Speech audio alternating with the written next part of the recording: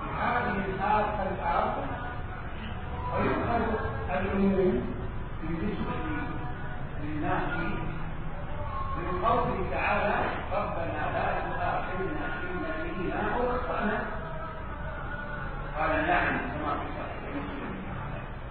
نعم.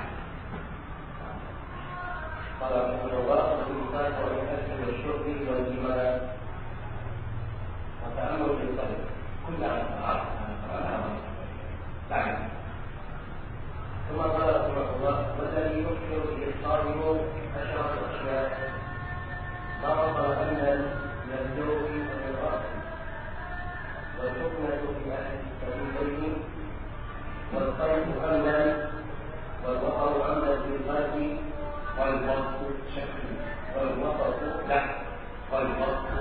والوقت أمنا في القلب والإنسان المباشرة والحيض والنفاس والجنون والفتن. الظاهر أن هذه لا تحتاج إلى تعليم تمام المسلمين والمسلمة إلا وهو يعرفها. ثم نحن أشرنا في الفقرة قبلها، وإنما التعليم على جملتين وهما الجنون والفتن. المجنون غير مكلف، الجنون مانع ويستفيد. هذا بالنسبة لحقوق الله. أما بالنسبة لحقوق الآدميين فهي مفعولة.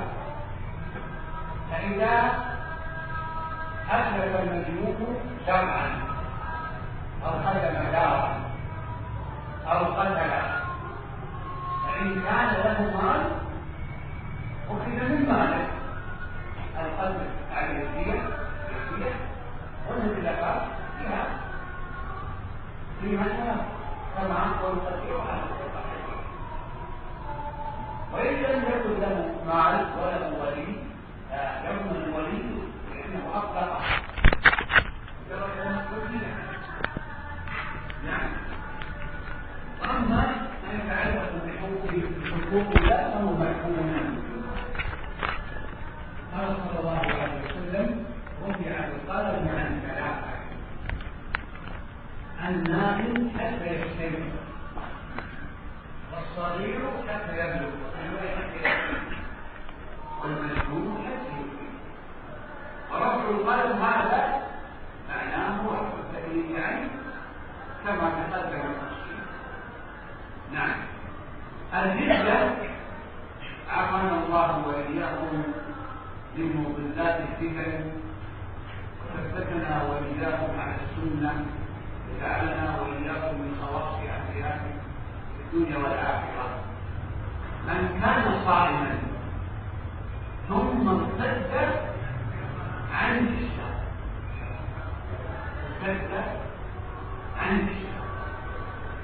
فحاول أو رسول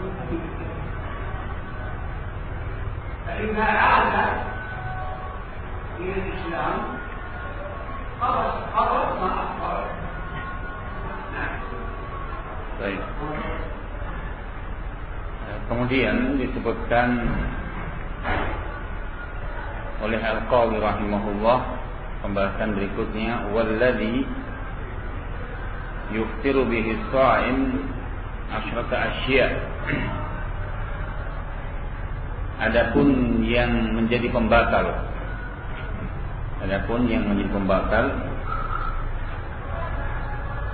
bagi seorang yang berpuasa itu ada 10,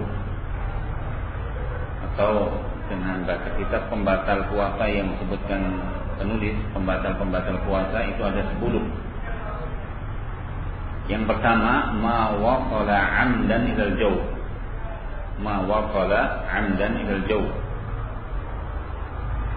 Apa yang sampai dengan sengaja yang masuk ke rongga, sesuatu yang dimasukkan ke rongga dengan sengaja, yang tentunya ini adalah sesuatu yang ajnabi bagi jasad, bermakna bahwa bukanlah sesuatu yang memang ada dalam tubuh. Maka banyak yang bertanya bagaimana masalah ludah. Apakah menelan ludah itu sebagai pembatal puasa? Demikian pula soal menelan dahak. Apakah dikatakan sebagai apa pembatal puasa? Maka itu bukanlah, walaupun ditelan, bukanlah sesuatu yang asing bagi tubuh. Nah, namun yang perlu diketahui nanti, walaupun ini bukan kemudian atas syarah beliau, yang perlu diketahui kalau seorang gosok gigi. Gosok gigi melibatkan di situ sesuatu yang asing. Di antaranya adalah apa? Pasta gigi atau odol. Yang kedua, kemungkinan pada sikat gigi sebelum dipakai itu biasanya seorang membasahi. Jadi ada unsur apa? Asing dalam mulut. Apalagi kemudian berkumur. Jangan sampai kemudian beranggapan bahwa dengan seorang setelah gosok gigi atau berkumur masih tersisa di situ lembab pada mulut, kemudian dia menelannya karena kekhawatiran. Yang lain, seorang bersiwak. Tahu ya, siwak itu umumnya adalah basah. Siwak itu umumnya basah, yaitu getah yang ada badannya.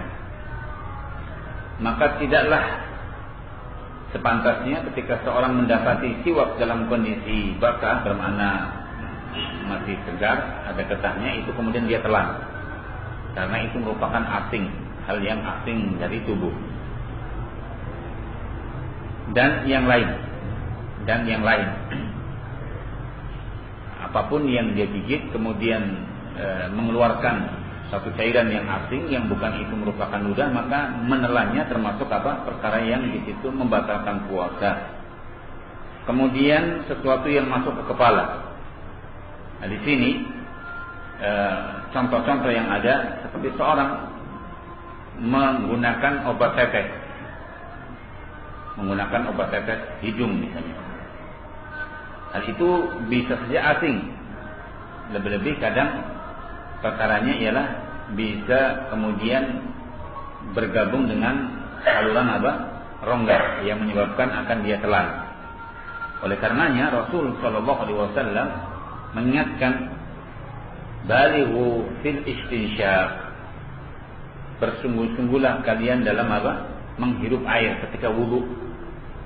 Nah, ketika wudu seorang dalam istinsyaq menghirup air itu apa? Disuruh bersungguh-sungguh. Illa an takuna sha'imah. Kecuali kalau dalam kondisi seorang berpuasa, hati-hati.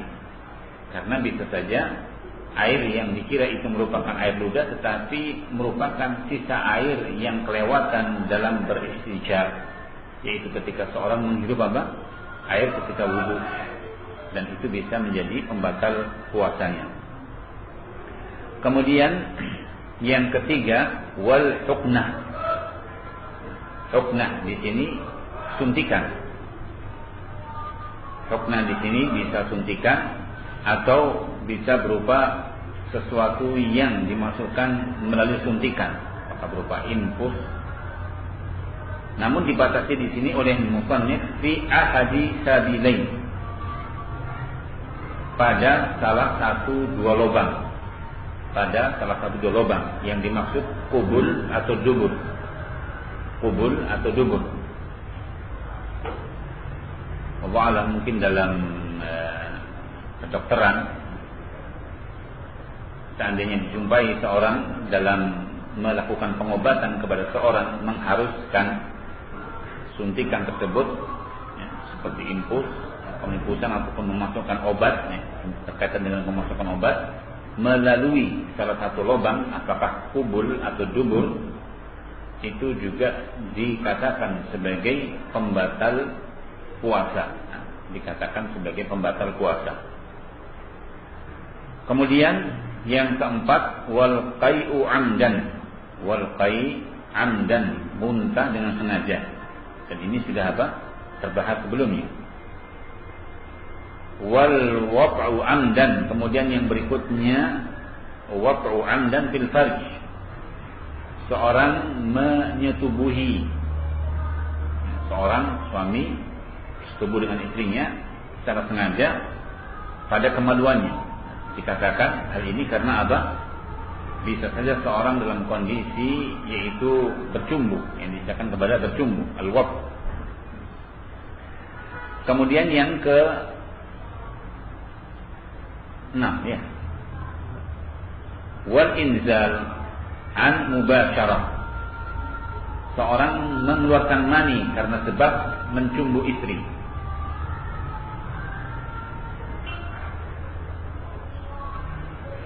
Baik, kita ulang. Mawwa salam dan al-jawab 1 ya. Wal ra'as itu mungkin dihitung 1 itu.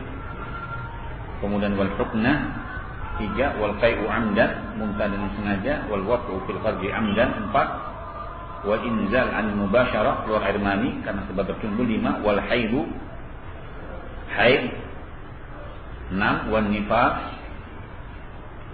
7, wal junun gila, wal riddah murtad 10.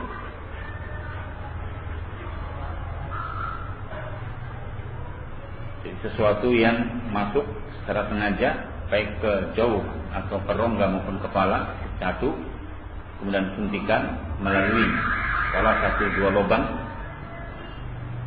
2, kemudian yang ketiga al-qai'u amdan muntah dengan sengaja, kemudian al-waq'u amdan fil farj seorang menyetubuhi istri, kemudian al-inzal an mubasyarah seorang keluar mani karena sebab mencumbu, wal haidu, kemudian yang ke-6 adalah haid, kemudian wanifah, yang ke-8 wal junun gila, wal riddah murtad. Kemudian beliau menyebutkan dalam syarahnya yang nampak, kata beliau 7 pembatal puasa ini tidaklah perlu diberikan catatan karena tidaklah setiap orang muslim insyaallah paham bahwa masalah ini masalah yang cukup jelas, begitu ya. Jadi 10 perkara yang menjadi pembatal puasa tadi sesuatu yang jelas, tidak kemudian terjadi kesamaran. Kemudian hanya telah kita isyaratkan pada pembahasan sebelumnya, di antara yang telah dibahas sebelumnya ialah seperti seorang makan minum berarti memasukkan sesuatu kepada apa? Kerongganya. Kemudian juga pembahasan masalah muntah dengan sengaja. Demikian pula masalah jima yaitu bersetubuh. Kemudian masalah apa yang dikatakan jumhur bahwa bercumbu, seorang mencumbu istri yang sampai kemudian keluar mani juga dikatakan sebagai pembatal puasa. Itu sudah beliau jelaskan sebelumnya. Demikian pula masalah haid, masalah nifas, satu hal yang juga jelas. Bermakna apabila seorang wanita di tengah-tengah puasanya atau seiring dengan berjalan puasanya kemudian tiba-tiba datang haid, maka dikatakan sebagai perkara yang menjadi pembatal puasanya. Demikian pula nifas. Hanya kata beliau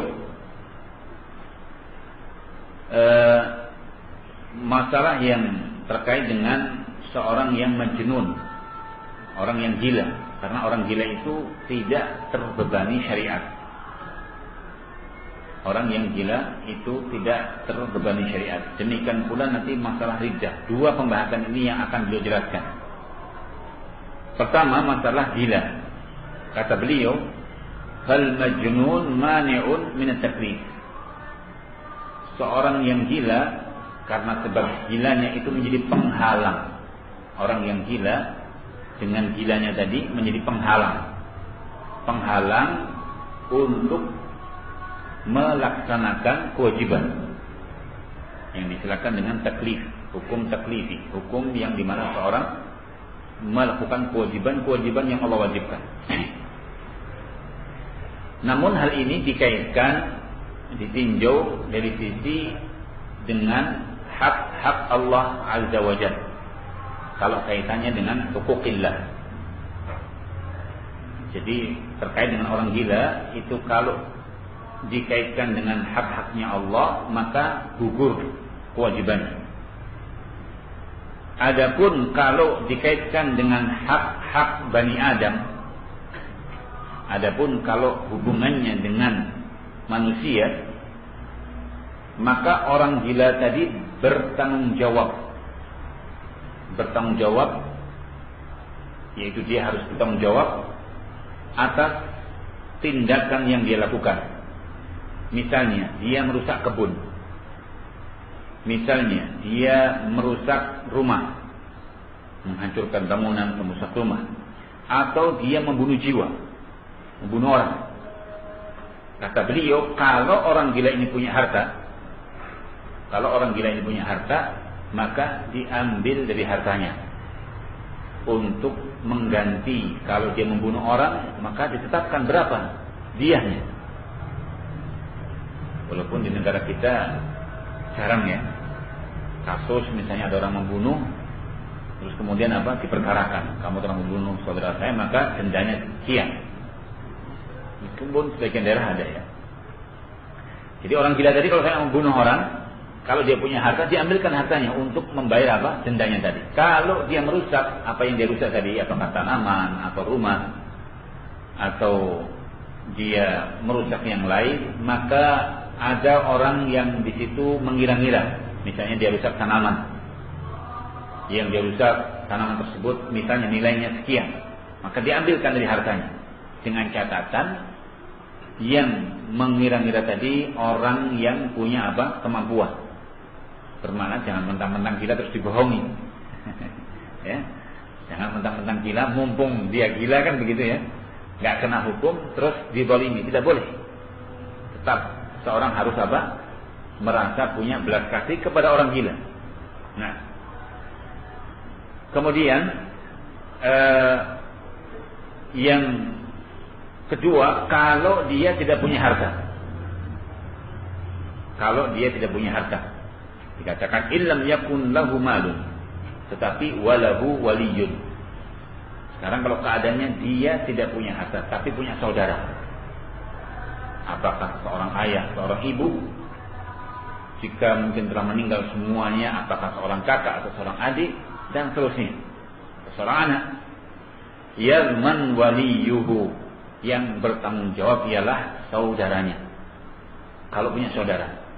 Nah, dan insya Allah 2 hari ini akan dijumpai. Artinya nggak mungkin orang gila itu seandainya tidak punya harta terus sama sekali dia itu tidak punya keluarganya. Terus dari mana dia muncul? Lahirnya dari siapa dia?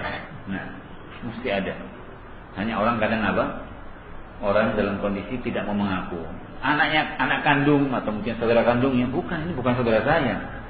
Dulu waktu warasnya waktu ini kayaknya di rumah ini, iya, dia hanya numpang. Tidak, kadang-kadang malu mengakui mengakui bahwa dia saudaranya. Harus bertanggung jawab.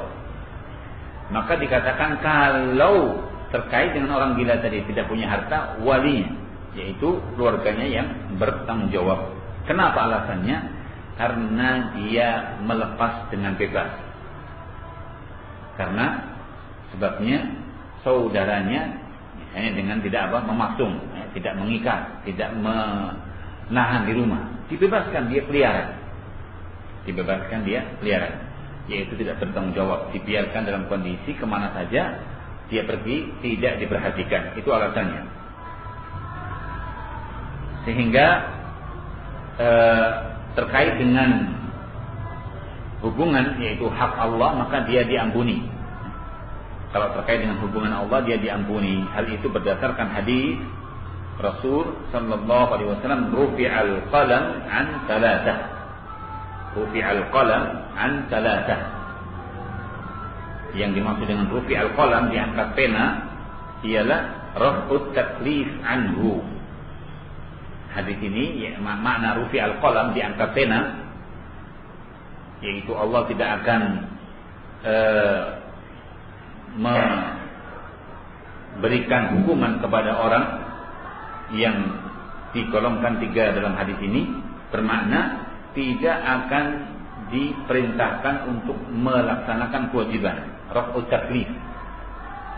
Kalau puasa Ramadan, jika tidak puasa maka juga tidak dikatakan berdosa. Jika waktu sholat, jika tidak sholat juga tidak akan ada kewajiban baginya. Itu maknanya.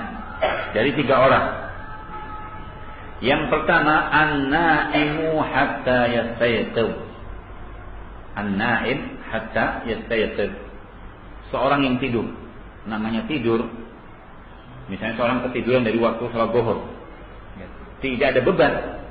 Tapi bebannya kapan? Kafarahnya kalau dia bangun. Kalau dia bangun. Seperti pada hadis bahwa wa kafaratuha hina yastayqidhuha. Seorang yang tidur kafarahnya apa? Misalnya orang tertidur. Contoh yang kerja lembur, kecapean, bangun habis asar. Mungkin ya, sebelum subuh dekat dia mau sholat tapi ketiduran sampai habis asar bangun. Berarti berapa sholat yang dia lampaui? 3 ya, subuh, terus zuhur, terus asar. Gimana caranya? Waktu bangun asar tadi, subuh ini sudah kan begitu. Katanya orang tidur apa? Tidak dibebani syariat. Tidak. Wajib untuk apa? Qadanya ya sholat subuh, sholat zuhur, sholat asar, begitu. Andai kata nggak bangun sampai bisa bagi lagi, Masya Allah. Nah, kalau orang tertidur. Nah, kemudian yang kedua, as-saghir hatta yablugh. Anak kecil sampai dia balik. Anak kecil sampai dia balik. Kalau anak kecil gimana sekarang? Sampai dia balik. Waktu masih kecilnya, nanti kalau sudah balik diperintahkan mengqadha seperti orang tidur tadi. Ya tidak, Masya Allah kalau sampai disuruh mengqadha ya, dari mulai bayi sampai apa? 12 tahun atau 11 tahun, berapa sholat yang akan dia lakukan? Berapa puasa yang akan dia lakukan? Tidak. Ini pembedanya. Jadi jangan kemudian diartikan bahwa apa? Anak kecil sampai balik bermakna kalau sudah balik baru dia apa? Mendapatkan beban syariat. Artinya kalau terjadi anak-anak, dan wallah alam mungkin juga dikiaskan nanti di sini, anak-anak seandainya dia melakukan sesuatu akan juga tidak berdosa, merusak atau melakukan sesuatu yang merugikan, padanya tidak berdosa. Hanya terkait dengan hak-hak adami, maka sepantasnya bagi walinya, bagi orang tuanya. Misalnya dia main ke tetangga, kemudian dia bawa batu atau bawa besi, terus dia pecahi kacanya tetangga. Namanya anak-anak, mau diapakan? Tapi hendaknya walinya juga apa? Mengerti tentang apa yang dia lakukan. Dia diganti. Jangan sampai kemudian walinya mengatakan, loh anak saya ini ya begitu kesehariannya bawanya besi, tolong dimaafkan. Dia kan anak-anak, mau diapakan? Dipukul juga nggak tahu dia. Ya tidak. Bukan kemudian seorang tidak mengerti dengan apa yang dilakukan anaknya. Yang ketiga, atau pada sebagian riwayat, hatta yahtalim, hatta yablugh, sampai balik. Bagian riwayat sampai ihtilam, sampai mimpi. Yang dijelaskan kepada mimpi basah di sini. Ihtilam. Yang ketiga, al-majnun hatta yufiq. Seorang gila atau yang tidak sadar sampai dia ingat, sampai dia sadar. Artinya mungkin seorang yang gila dalam kondisi diobati kemudian dia sadar. Seorang dalam kondisi gila kemudian dia sadar. Nah, maka kondisi yang semacam ini tidaklah kemudian di masa-masa gilanya disuruh apa? Mengqadha. Di masa gilanya untuk mengqadha. Orang yang tidak sadar sampai dia sadar. Hal itu terkait juga dengan keadaan manusia. Misalnya jatuh pingsan atau kecelakaan pingsan sampai 1 bulan.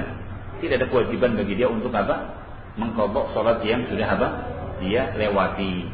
Ini merupakan kelembutan syariat Allah, di mana Allah Jalla wa Ala rahimun bi ibadih.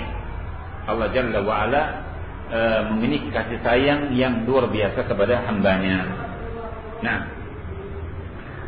yang kedua masalah riddah, pembatal puasa, tapi kaitannya dengan masalah apa?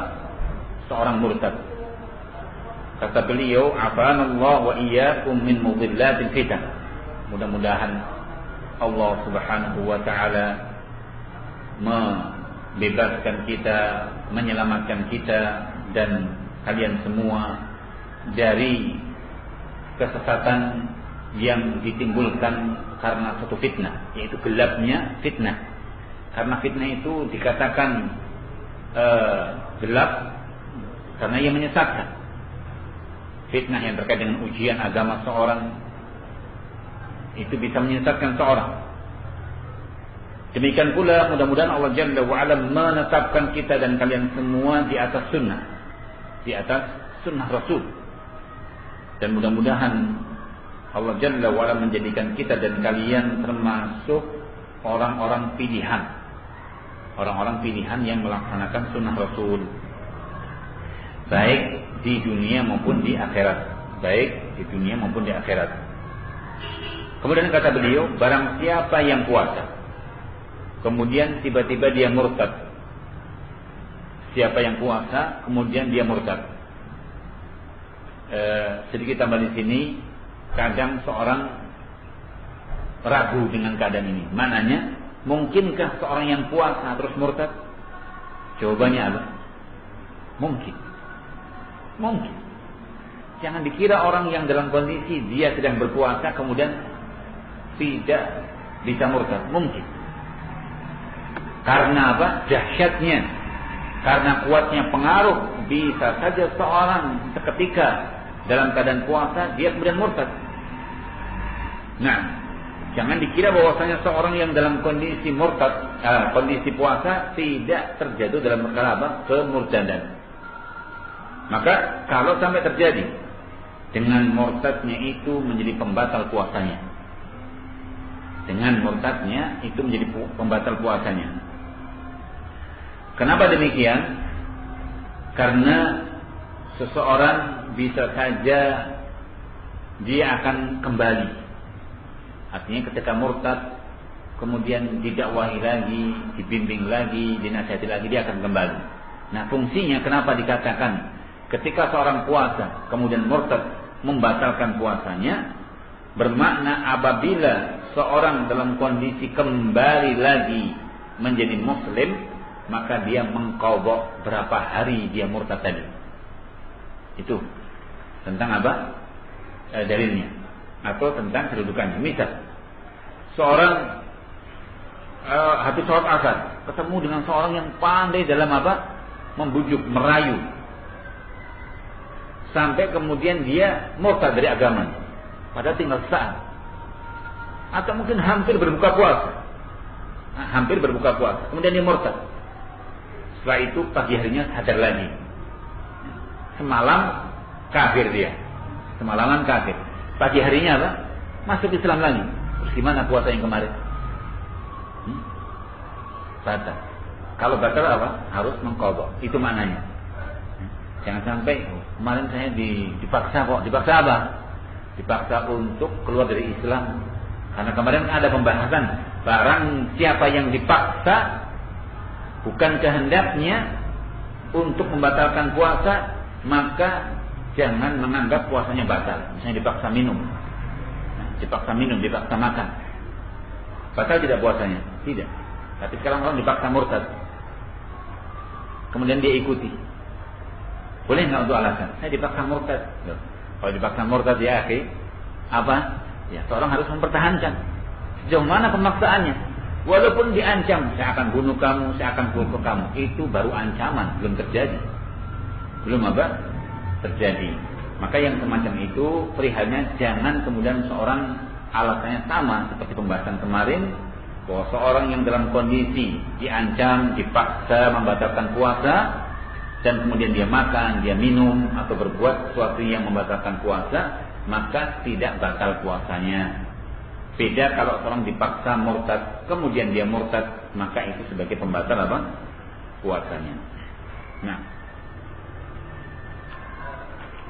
حق القوم ثلاثة أشياء: تأثير الفكر وتأثير السكون ونفس الكل من الكلام. ثلاثة أمور مسنونة ومندوب إليها. الأول تأثير الفكر. قال صلى الله عليه وسلم: لا يزال الناس بخير ما عجل الذكر. وكان من هديه صلى الله عليه وسلم أنه يفطر حال ما يرى غروب الشمس. نعم.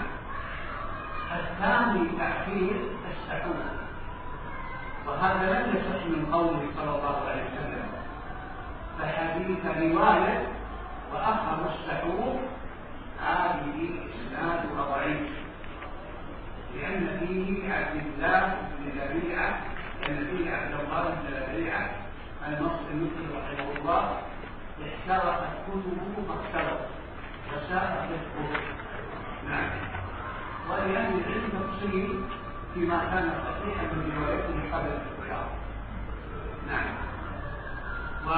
وأما تأخير السحور، استحباب تأخير السحور صح من فعله صلى الله عليه وسلم عن أنس رضي الله عنه، أنس بن مالك رضي الله عنه قال: تسحر النبي صلى الله عليه وسلم وزيد بن ثابت، فلما فرغ من سحورهما قام إلى الصلاة.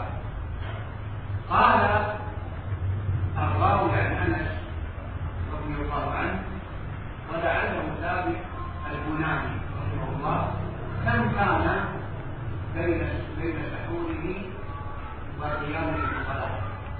قال: قدر ما يقرأ القارئ 50 آية. 50 آية. وكلنا يعلم أن القوم لم يكونوا يردون القرآن أبدا، لم تكن قراءتهم سريعة، بل يتأسون بنبيهم صلى الله عليه وسلم في مد القراءة، كما روت عنه زوجه أم سلمة رضي الله عنها حين سئلت عن قراءة النبي صلى الله عليه وسلم قالت: كان يقرأ مدا، فقرأ: بسم الله الرحمن الرحيم، الحمد لله رب العالمين.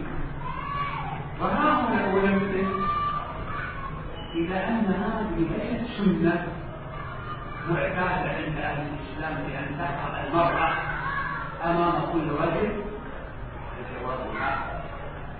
فأم سلمة من أمهات المؤمنين. هذا وجه الأمر. الثاني أن من يأتينا رجال عقلاء أهل علم وفضل وصلاح، فإما الصحابة وإما أفاضل التابعين يأخذون عن العلم. والثالث لا يظن أحد أن أم سلمة رضي الله عنها تتغنى أمامهم بالقرآن. وكيف تصنع ذلك وقد خاطبها الله تعالى هي ورفيقاتها أمهاتها رضي الله عنهم بقوله: ولا تخضعن. نعم. فليتفطن إلى هذا. فإذا استدل مرضى القلوب دعاة الاختلاف والتردد فأمروا نساءكم وشجعهن على البروز والقراءة، سواء كان في مسجد أو في محفل أو في وسيلة إعلام مسموعة أو مرئية، فاعلموا أن هؤلاء طلاب أو جهلة. نعم. فاحذروهم. Kemudian poin yang berikutnya yang dikatakan Qawi Al-Qadhi Abu Syuja' rahimahullah, wa yustahabbu fi shaumi thalathatu asya', disunnahkan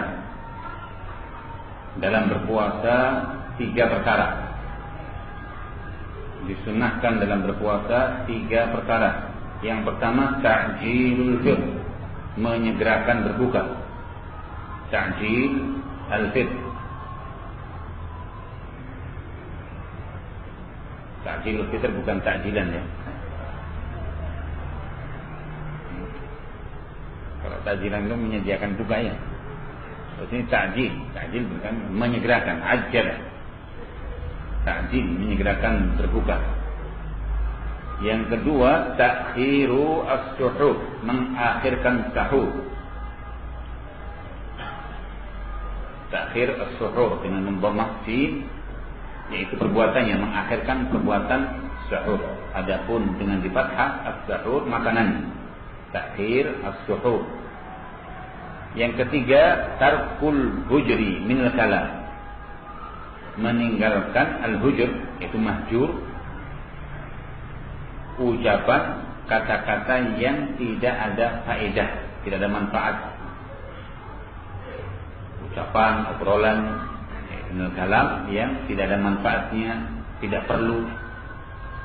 Nah,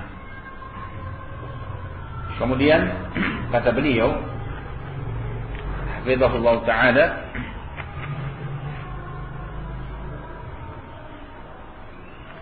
tiga hal yang dikatakan masnunah. 3 hal yang dikatakan masnunah atau mandub. Mandub. Jadi istilah sunnah itu kadang dikatakan mustahab.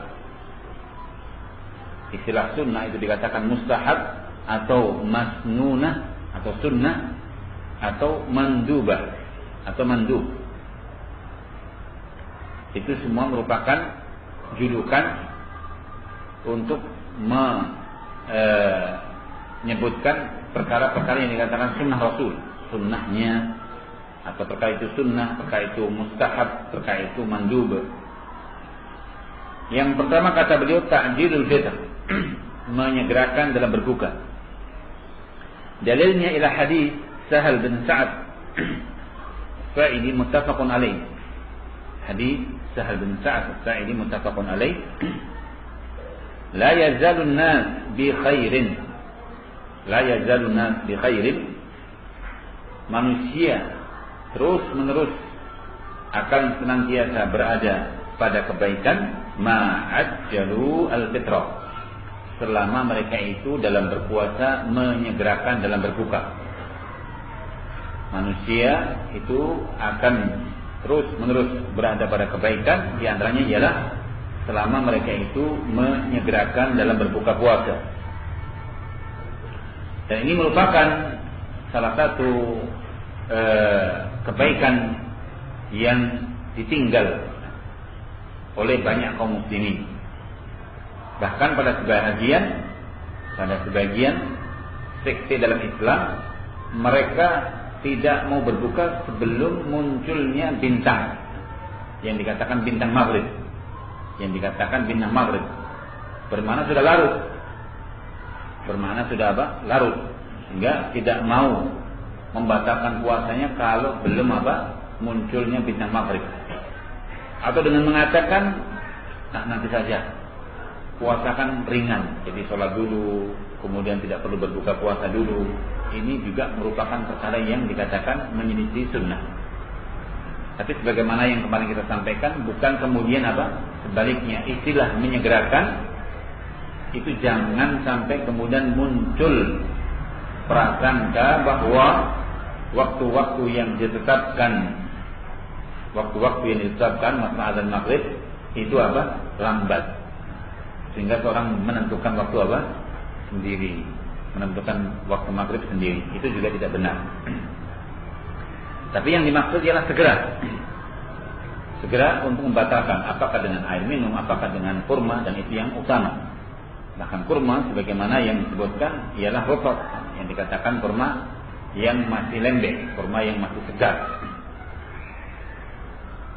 Dan disebutkan kata beliau, dan itulah hadyu beliau, yaitu tata cara beliau, kebiasaan beliau sallallahu alaihi wasallam kalau berbuka ialah tatkala beliau melihat matahari tenggelam. Ketika melihat dalam kondisi matahari tenggelam, maka beliau membatalkan puasanya.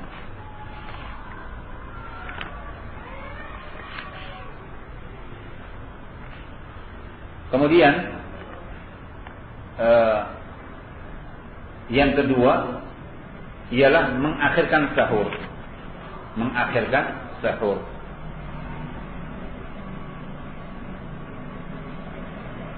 Tidak ada sebuah hadis yang sahih dari Nabi sallallahu alaihi wasallam khusus, yaitu dengan lafaz ucapan beliau dengan mengakhirkan sahur. Adapun lafaz itu isyarat kepada sebuah hadis yang diriwayatkan Imam Ahmad, la tazalu ummati bi khairin ma ajjalul iftar wa akharu as-suhur. Beliau mengomentari sebuah hadis, yaitu isyarat kepada sebuah hadis yang dikeluarkan Imam Ahmad pada musnadnya. Umat ini terus-menerus akan senantiasa berada pada kebaikan selama mereka menyegerakan puasa wa akharu as-suhur, dan mengakhirkan sahur. Lafaz ini kata beliau wa akharu as-suhur, lafaz yang pada sanadnya ada kelemahan. Artinya hadis dengan lafaz bahwa Rasul menyatakan wa akharu as-suhur dan mengakhirkan sahur, itu dikatakan ada padanya kelemahan. Karena ada seorang yang bernama Abdullah ibn Lahiyah. Ada seorang rawi yang bernama Abdullah ibn Lahiyah al-Nusri. Sebab perubahan dan kelemahan beliau ialah terbakar kitab-kitabnya. Kitab-kitab beliau seorang muhaddits, ketika mendapatkan hadis beliau catat, tetapi catatannya semua terbakar, sehingga terjadi kacau hafalannya. Nah, ini terjadi pada sebagian ulama. Adapun pada kita kacau sebelum punya catatan atau sebelumnya ya. Kalau kita sudah kacau nggak karuan sebelum punya catatan atau setelahnya, karena memang nggak punya hafalan. Hafalan kita rusak, dipakai untuk menghafal apa? Yang lain, bukan dengan Al-Quran, bukan dengan hadis. Maka ketika dikatakan, waduh, kok hafalan saya hilang semua? Gimana Anda mengatakan hafalan saya hilang semua? Enggak pernah menghafal kok hilang. Baik. Nah, dan dikatakan oleh beliau bagi para ulama dalam masalah ini, yaitu masalah Abdullah bin Lahiyah, itu dikatakan ada rincian selama riwayatnya sebelum perubahan hafalannya, yaitu masih masa bagus-bagusnya, itu diterima. Dan selama riwayatnya setelahnya maka ditolak. Itu rinciannya. Adapun masalah sunnah mengakhirkan sahur itu sahih, yaitu bermakna riwayat yang sahih tapi dari perbuatan beliau, dari prakteknya Rasulullah atau perbuatan Rasulullah sallallahu alaihi wa ala alihi wasallam. Disebutkan dalam hadis Anas bin Malik radhiyallahu anhu bahwa Nabi sallallahu alaihi wasallam sahur bersama Zaid bin Thabit. Rasulullah pernah sahur bersama Zaid bin Thabit. Falamma faragha min suhurihima qama ila shalah. Ketika sudah selesai dari sahurnya, maka beranjak menuju salat, yaitu ke masjid. Berkata rawi dari Anas, kata beliau mungkin yang bertanya ialah Thabit, yaitu Thabit bin Aslam al-Bunani. Ditanyakan kepada Anas, kam kana baina suhurihi wa qiyamihi lis-shalah, berapa jarak antara selesainya Rasulullah dari sahurnya kemudian beranjaknya beliau menuju salat? Berapa jaraknya antara selesai sahur dengan berangkatnya beliau menuju salat, atau tatkala beliau melakukan salat subuh? Kata Anas, qala qadra ma yaqra'ul qari' 50 ayah. Kurang lebih kira-kira sebatas seorang yang membaca Al-Quran dan yang dibaca itu kurang lebih 50 ayat. Kurang lebih 50 ayat. Dari situ wallahu alam bahwa antara selesai sahur dengan masuknya waktu subuh itu ada jeda. Ada apa? Ada jedanya. Nah, meskipun dalam hal ini sebagian ulama ada yang mensahihkan hadis, yaitu kalau ada bejana yang di tangan kalian, misalnya apakah isinya teh atau kopi atau minuman, maka tidaklah memudaratkan walaupun sudah apa? Mendengarkan azan atau bihadal ma'na. Masya Allah, sebagian orang terus dalam setiap tahunnya berpegang dengan hadis ini. Jadi kalau pas mau sahur itu dirangkul semua, panci-panci mungkin ya, mangkok semua dipegang, kopi dipegang. Andai kata mungkin kakinya juga apa? Ikut andil. Tidak. Ini juga menyelisihi. Dan banyak sebagian terus menerapkan yang semacam ini, walaupun menisbahkan dirinya sebagai ahli sunnah. Hendaknya juga melihat bagaimana Rasul dalam perbuatannya, kan begitu ya. Walaupun ada ucapan beliau, tetapi paling tidak kita melihat perbuatannya. Jangan sampai kemudian seorang mengatakan ucapan beliau lebih diutamakan ketimbang perbuatan.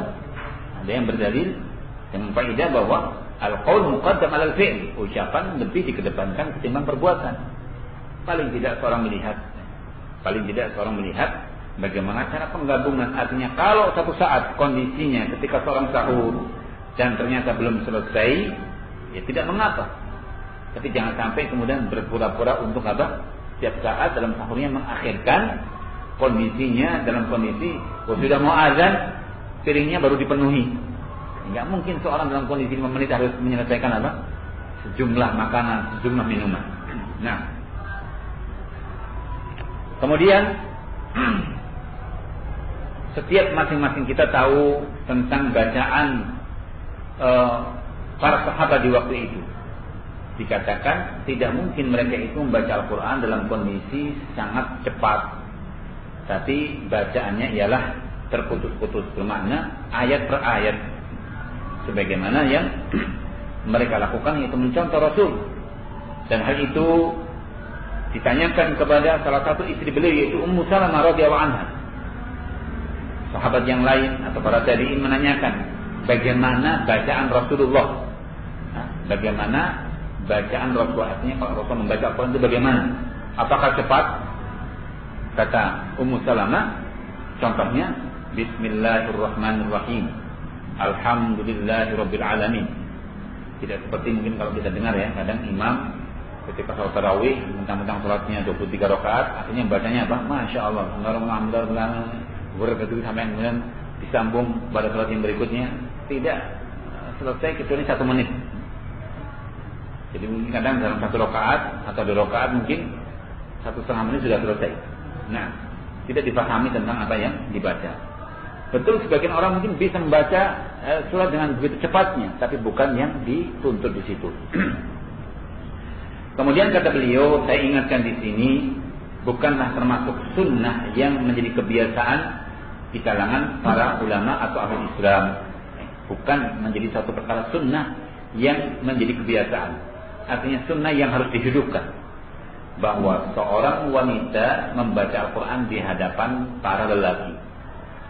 Itu bukan suatu hal yang menjadi apa? Perkara yang dibiasakan. Karena hal itu tidak boleh. Pertama, yang harus kita ketahui, siapakah yang waktu itu membacakan Al-Quran di hadapan para lelaki, yaitu sahabat atau para tabi'in? Jawabannya yang pertama ialah Ummul Mukminin, yaitu Ummu Salamah. Yang kedua, siapakah waktu itu yang bertanya bagaimana bacaan Rasulullah? Ialah orang-orang yang berakal, orang-orang ahlul ilmi, orang-orang yang punya keutamaan, orang-orang yang baik hatinya, yaitu mungkin para sahabat atau para tabi'in. Mungkin para sahabat atau para tabi'in. Kemudian yang ketiga, jangan sampai seorang menyangka bahwa Ummu Salamah waktu itu mendayu-dayu dalam membacanya. Jangan sampai seorang berpemikiran menyangka bahwa Ummu Salamah memerdukan suara dan mendayu-dayukan suaranya. Kenapa kita berprasangka yang demikian ini? yaitu tidaklah beliau membaca dengan sedemikian rupa karena beliau termasuk yang mendengarkan khitab min Allah, yaitu pembicaraan dari Allah Subhanahu wa taala terkhusus kepada para wanita, istri Rasul, istri para sahabat dan umumnya para wanita. Allah Jalla wa Ala mengingatkan kepada para wanita, wala takhda'na bil qaul. Jangan seorang itu, yaitu seorang wanita itu mendayu-dayukan suaranya di hadapan kaum lelaki. Maka seorang hendaknya memperhatikan masalah ini. Meskipun kejadian ini atau masalah ini dijadikan dalil oleh sebagian orang-orang yang punya penyakit hati. Orang-orang yang mereka itu mendakwahkan dakwatul ikhtilaf, yaitu yang disilakan dengan pencampur adukan laki-laki perempuan.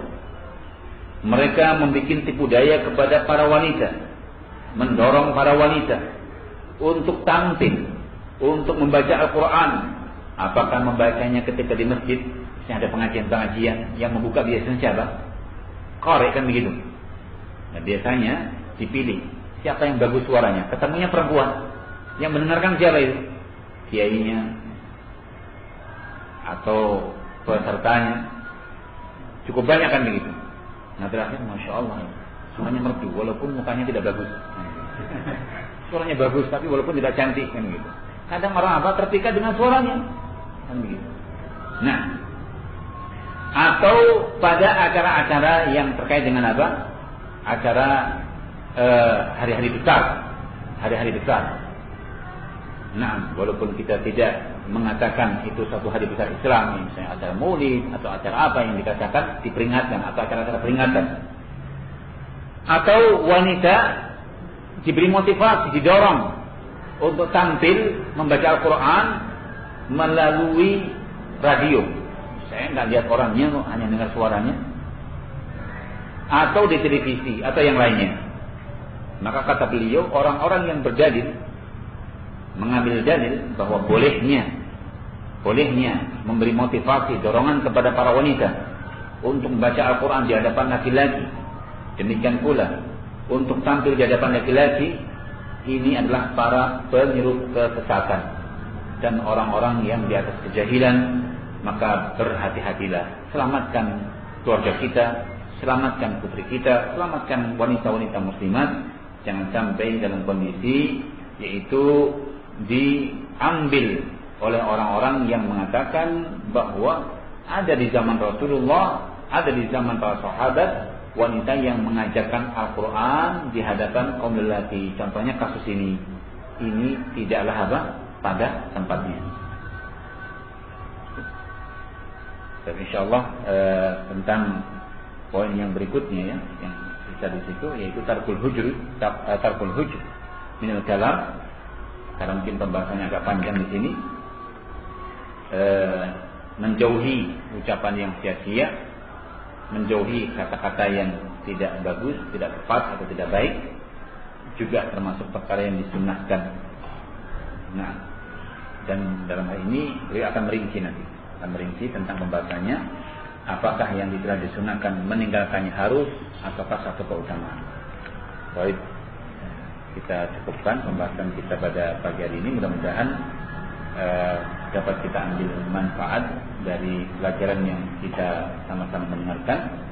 Subhanakallahumma wa bihamdika asyhadu an la ilaha illa anta astaghfiruka wa atubu ilaik. Wa sallallahu ala nabiyyina Muhammad wa ala alihi wa sahbihi wasallam. Walhamdulillahirabbil alamin.